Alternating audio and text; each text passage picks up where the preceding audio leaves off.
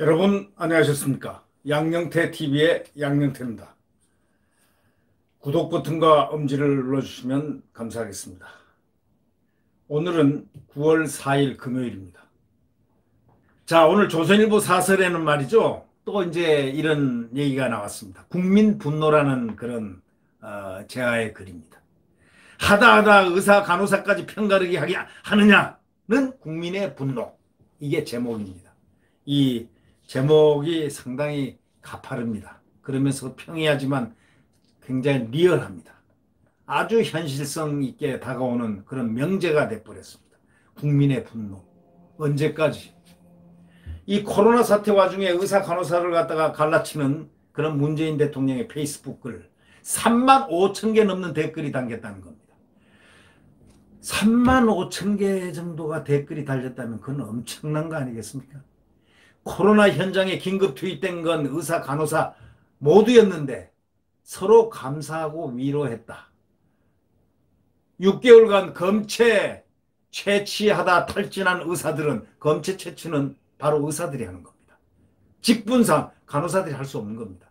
검체 채취는 의사가 반드시 코 속에다 넣어가지고 코에 그 해부학적으로 안에 장기에다 그 속을 약간 관통해서, 그래서 아마 검사 받아 보신 분들은 아실 겁니다. 이 코에 넣을 때 아프다고 할 수밖에 없는 바로 어떤 부분, 오스티움이라는 조그만 그 상악동 구라는 거기다까지 집어넣어야 되는 그런 것이니까 말이죠.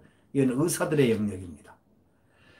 근데 이 의사들이 코로나 현장에 긴급 투입된 건 의사하고 간호사 모두였습니다. 서로 감사하고 위로했고 6개월간 서로 검체 채취하다 탈진하는 사람들은 바로 의사들은 뭡니까? 하다 의사 간호사까지 편을 가른다. 지금 3만 5천 건이 넘는 댓글들이 지금 막 나오고 있는데 이 글에는 정말 과격한 글들도 많습니다. 대통령이 국민 이간질을 하는 한 번도 경험하지 못한 나라라는 글이 또 쏟아지고 있습니다. 두 아이의 엄마라고 하는 이는 한 아이의 편을 들지 않는다. 이렇게 적었다는 것입니다. 엄마는 절대로 한 아이의 편을 들지 않는다. 편가르기 분열 정치를 하지 말라는 내용이 대부분이라는 겁니다.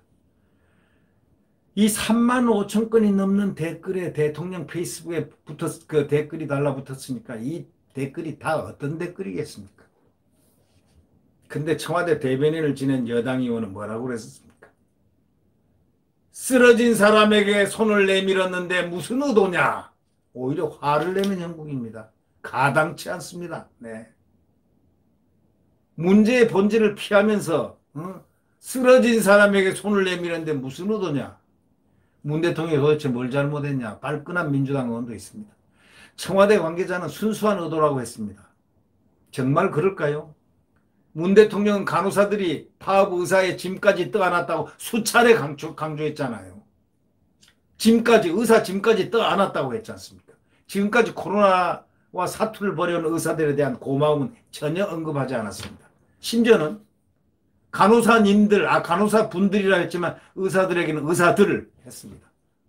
거기 내용을 보시면 글을 쫙 읽어보세요. 그건 어떤 언론이 지적을 했습니다. 의사들에게는 경어를 쓰지 않고 간호사들에게는 간호사분들께라고 썼다. 이게 바로 무엇이냐라고 의문을 표한 언론도 있다니까요.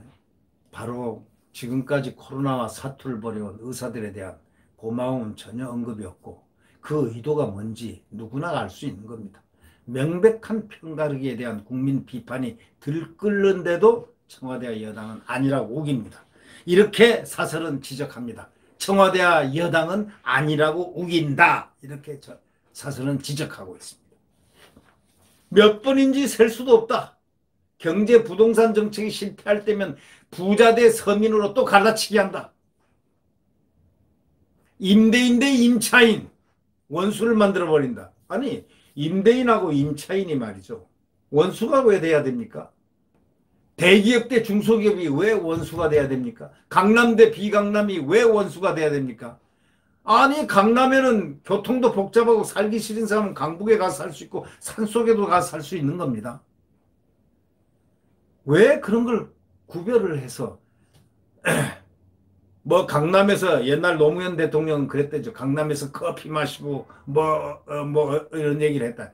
그런 얘기들은 말이죠. 값싼 센치멘탈리즘. 국가 통치는 값싼 감성으로 하는 게 아니지 않습니까? 코로나 사태 초기에는 여당 대변인이 대구와 경북 지역은 최대한의 봉쇄 정책을 시행하기로 했다. 이렇게 말했다가 지역 갈라치기 하느냐 해가지고 비판에 부닥쳐가지고 나중에 사과를 했던가 뭔가 그 사람이 물러났죠 아마? 생각해 보세요. 대구하고 경북 지역이 아니 코로나가 많이 발생한 지역이라고 아니 봉쇄 정책을 시행하기로 했다. 어디 말을 그따위 말을 하는 그런 대변인 여당 대변인은 어디 있습니까? 그러니까 의식구조가 벌써 그거는 불순하다 인정되는 겁니다. 아마 그만뒀을 겁니다. 그때 여당 대변인은. 지역 갈라치기까지 하는 이런 비판을 받았으니까 말이죠. 이 정권이 편가르기에 매달리는 것은 문제의 본질을 흐리고 확고한 지지층을 만들 수 있기 때문에 그러는 것이다 라고 벌써 이 사설자는 딱 지적을 합니다. 네.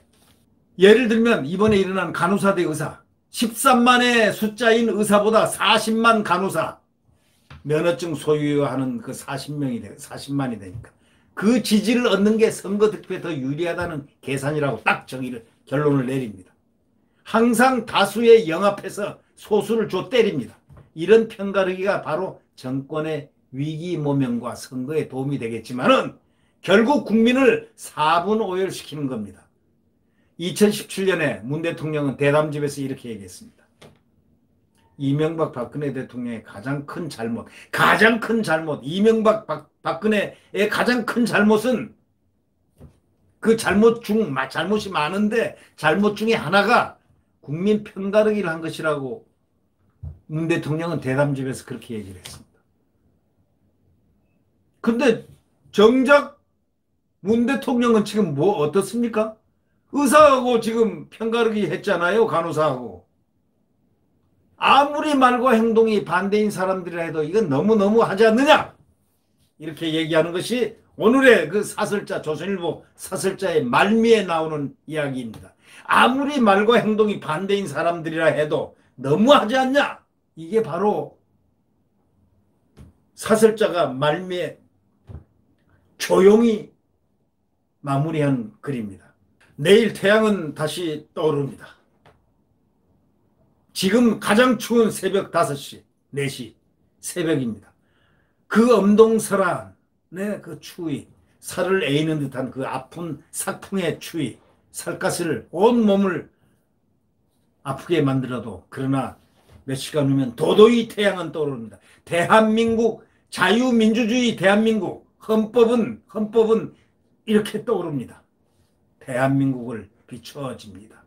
국민들 모두는 태양, 타오르는 태양, 떠오르는 태양, 타오르는 태양 그 두 가지의 희망을 갖고 있습니다. 언젠가 검언 유착 사건으로 정말 억울하게 지금 수사를 받고 있는 한동훈 검사장이라는 그분이 한 말이 생각이 납니다. 7월 20일인가요? 그날 얘기했는데 7월 20일은 광풍이 부는 대한민국이다. 광풍이 불고 있다. 미친 바람이 거세게 불고 있다고 했습니다. 그 말을 생각하면서 저는 곰곰이 생각을 한 게 있습니다. 광풍도 지나가고야 만다. 반드시 지나가고야 만다. 지금 태풍이 안 지나간 태풍이 있습니까? 광풍이 안 지나간 광풍이 있습니까? 열심히 주워 삼키려고 해도 주워 삼켜지지 않는 그 무엇, 그것은 국민의 마음입니다. 국민의 마음은, 민초의 마음은 곧 하늘입니다. 민심은 곧 하늘이고 하늘이 곧 민심입니다. 네. 구독 버튼과 엄지를 누르시면 고맙겠습니다. 안녕히 계십시오.